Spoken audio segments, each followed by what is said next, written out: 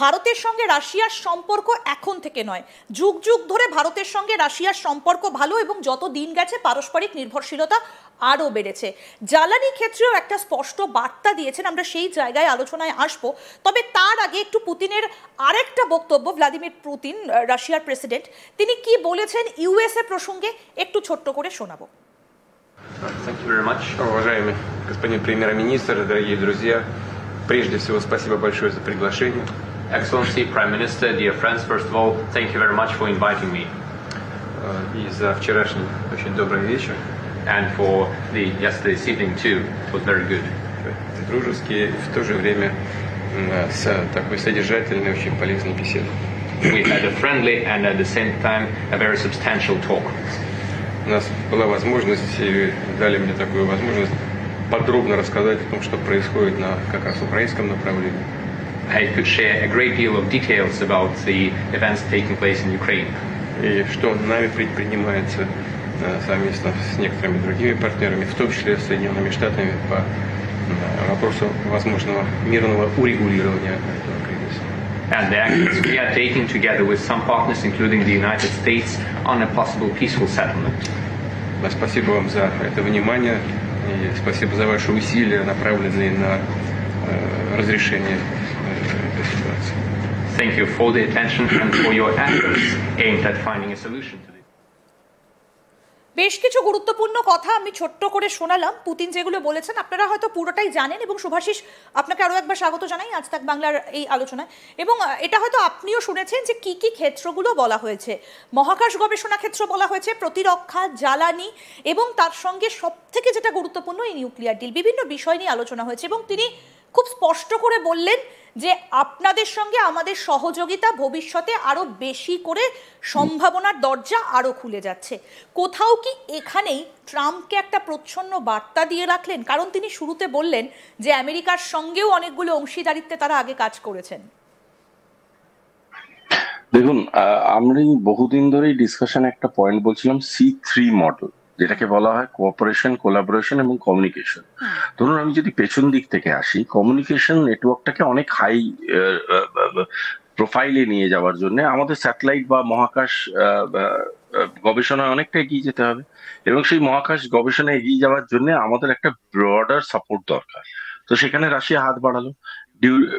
দ্বিতীয়টি হচ্ছে কোলাবোরেশন। আমাদের প্রবলেম পয়েন্টার্স গুলো কোথায় কোথায়? আমাদের প্রবলেম পয়েন্টার্স গুলো হচ্ছে এনার্জি রিজার্ভেশন, আমাদের ফুয়েল রিজার্ভেশন। এবার ফুয়েল রিজার্ভেশন আমাদের কি প্রবলেম? আমরা ফুয়েল যতটা রিজার্ভ করা দরকার ততটা ফুয়েল আমরা রিজার্ভ করতে পারি না। বিভিন্ন জায়গা থেকে আমাদের ফুয়েল আমদানি রপ্তানি করতে হয়। এবং আজকের ডেটে দাঁড়িয়ে যদি অটোমোবাইল ফুয়েল বলেন, সেটা যেমন একটা দিক, তার থেকে অনেক অনেক ব্রডার দিক হচ্ছে ইন্ডাস্ট্রিয়াল ফুয়েল বা ডিফেন্স ফুয়েল। এই যে গোটা বিষয়টা, এটা অনেকটাই মানে অ্যাড্রেসড হয়ে যেতে পারে যদি আমরা প্রপার একটা এনার্জি রিজার্ভ অ্যালগোরিদম বানাবো। কিন্তু এই যদি এনার্জি রিজার্ভ অ্যালগোরিদমটা আমাদের বানাতে হয়, সেটা বানাবার জন্য আমাদের একটা কোলাবোরেটেড এফর্ট লাগবে। এই কোলাবোরেশনটা আমি কার থেকে এক্সপেক্ট করতে পারি? এমন কোন একটা দেশের থেকে এক্সপেক্ট করতে পারি যে আমাদের ফায়দা তুলবে না, যে আমাদের পাশে সত্যিকারের দাঁড়াবে, এবং সেটা রাশিয়া। থার্ডলি যেটা খুবই গুরুত্বপূর্ণ, সেটা হচ্ছে কোঅপারেশন। এবার কোঅপারেশনের সে কি কথা বলছে? সে বলছে আমাদের এখানে সাধারণ জ্বালানি তো বটেই, রোজকার জ্বালানিতেও তিনি সাহায্য করবেন, হেলথ কেয়ার এবং মেডিকেল সায়েন্সে সাহায্য করবেন, অর্থাৎ চিকিৎসা ব্যবস্থা অনেক উন্নততর করতে সাহায্য করবেন। উনি এও বলেছেন যে আমাদের এখানে যে বিভিন্ন রকম ক্লাইমেটিক চেঞ্জের দ্বারা যে প্রবলেম গুলো আছে, সেইগুলোকেও বিভিন্ন রকম ভাবে অ্যাড্রেস করার চেষ্টা করবেন। সুতরাং অ্যাজ এ হোল যদি একটা বন্ধু অন্য অপর একটি বন্ধু বা অ্যালাইকে যেমন যেমন ভাবে প্রোটেক্ট করতে চায়, ইমপ্রুভ করাতে চায় বা সাপোর্ট করতে চায়, সেই প্রতিটা অংশে যদি তারা একে অপরের পাশে এসে দাঁড়ায়, সেই দাঁড়াবার পদ্ধতিটাই হচ্ছে এটা, এবং সেটাই তারা প্রমাণ করছে। এবং এতে যদি কেউ জ্বলে, শুনুন, আপনি আমি বড়লোক হচ্ছি তার জন্য পাড়ার যদি কোনো কাকিমা পিসিমা জ্বলে, কিংবা কোনো মাঝবয়সী পাগল লোক জ্বলে, সেটা তার প্রবলেম। আপনি আমি কি করব বলুন? আমার আর আপনার কাজ হচ্ছে উন্নততর চিন্তাধারাকে আরো আলোচনার মাধ্যমে এগিয়ে নিয়ে যাওয়া। পুতিন ভারতে এসেছিলেন, ঠিক তার আগের দিন ইউক্রেন রাশিয়া যুদ্ধ নিয়ে আবার নেগোসিয়েশনের টেবিলে বসেছিল দুই দেশ, আমেরিকা এবং রাশিয়া। পুতিন ছিলেন এবং ট্রাম্পের দুই প্রতিনিধি সেখানে উপস্থিত ছিলেন, কিন্তু সেখানে কোনো মতেই কিন্তু সমাধান সূত্র খুঁজে পাওয়া সম্ভব হয়নি বলে রাশিয়া সূত্রে খবর, যদিও তারা অনেকটা অনেক ইতিবাচক আলোচনা হয়েছে বলে সূত্র মারফত জানা গিয়েছে। এবং তারপরই ভারতে আসা, এই যে নিউক্লিয়ার ডিল সেগুলো সাইন করা, এমনকি জ্বালানি খাতে রাশিয়া ভারতকে আরো তেল দেবে, ভারত আরো তেল রাশিয়ার কাছ থেকে নেবে, এটা কতটা তাৎপর্যপূর্ণ এই মুহূর্তে দাঁড়িয়ে?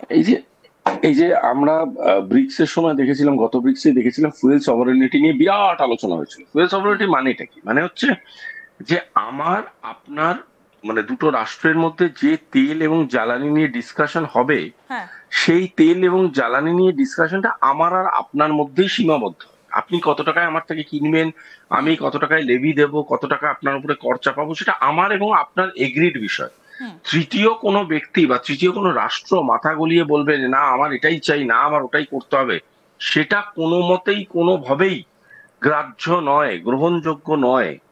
এই জিনিসটা পরিষ্কার বার্তার মাধ্যমে বুঝিয়ে দেওয়া হলো। এবং আরেকটা জিনিস খুব ইম্পর্টেন্ট এখানে যে মুহূর্তে এই ধরনের কথাবার্তা হচ্ছে, কেন বারংবার এই নেগোসিয়েশনস গুলো ফেল করছে রিগার্ডিং ইউক্রেন, তার কারণটা হচ্ছে আমেরিকা একটা ন্যারেটিভ অফ নেগোসিয়েশন তৈরি করে নেগোসিয়েশনে বসছে। অর্থাৎ আমি যদি আপনাকে কিছু বোঝাবার আগে ঢেড়া পিটিয়ে সব জায়গায় বলে বেড়াই যে আমি এখনই গিয়ে ম্যাডামকে বোঝাবো এবং ম্যাডামকে যা বলবো উনি তাতেই রাজি হয়ে যাবেন, তখন আপনার মাইন্ডসেটটাও এটা হয়ে যাবে যে আমি এই নেগোসিয়েশনে একটা কি বলবো, একটা ডাউন পার্সন, মানে একজন উপরে থাকে একজন নিচে থাকে, আপনি একটু নিচে আছেন।